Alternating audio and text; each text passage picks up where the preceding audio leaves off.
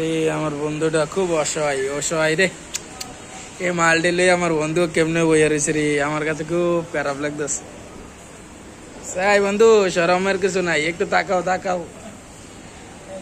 দেন আমার বন্ধু কি মাল লইয়া বইয়া রয়েছে, কত সুন্দর সুন্দর মাল, কাস্টমার আইয়া জায়গা।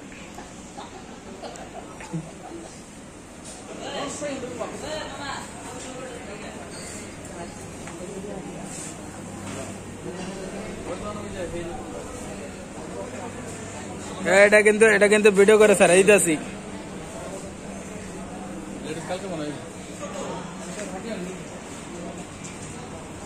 সোহেল খান কই যাইতেছ?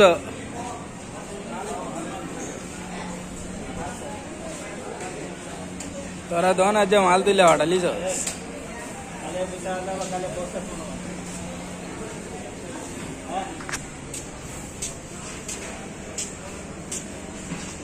বেটা এটা আমার একটা চ্যানেল আছে, চ্যানেলের ভিতরে হাঁটাই বেটা।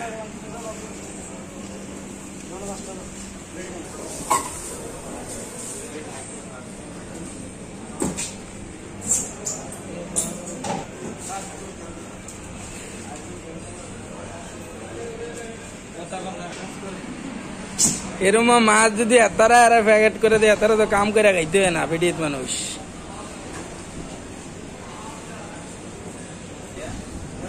তোমার নামে